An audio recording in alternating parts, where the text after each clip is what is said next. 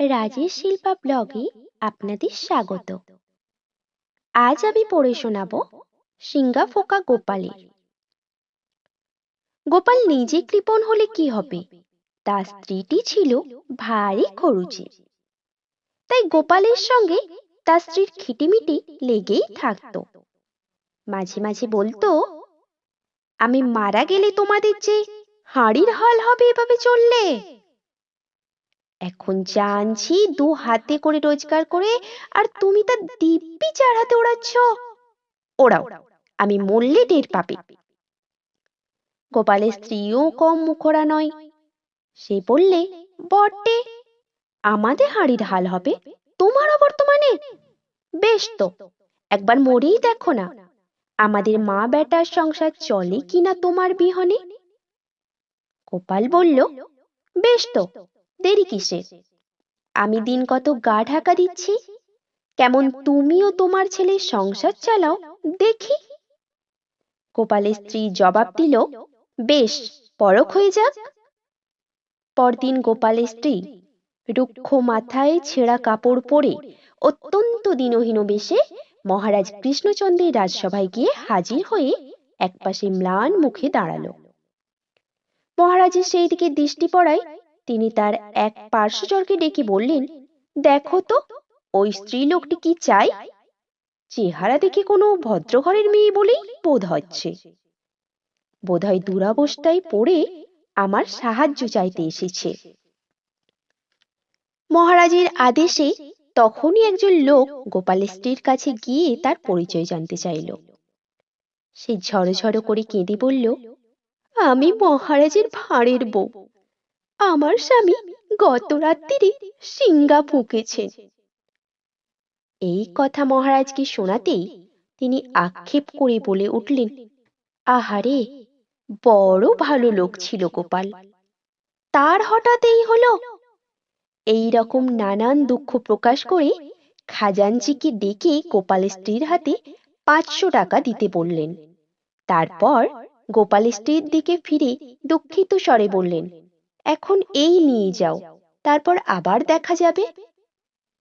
গোপালের স্ত্রী আঁচলে চোখের জল মুছতে মুছতে টাকাগুলি চাদরের খুঁটে বেঁধে মহারাজকে বিস্তর সাধুবাদ দিয়ে বাড়ি ফিরে এলো।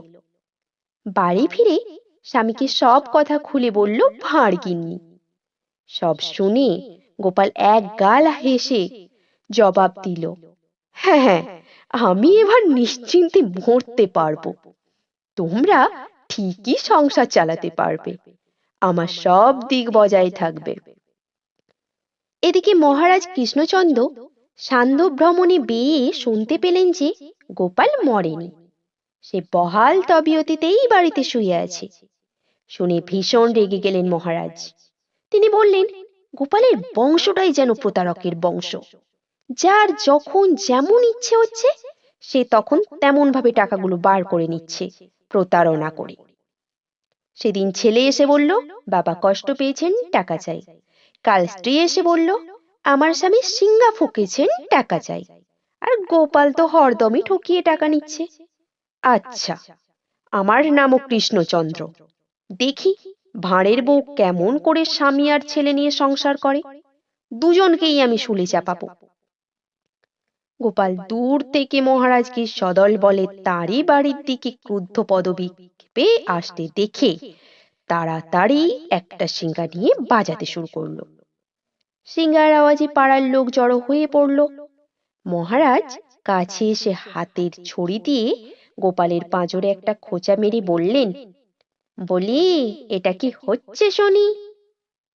গোপাল মহারাজকে দেখে অভিবাদন করে এক গাল হেসে বলল, আগে সিঙ্গা ফুঁকছি।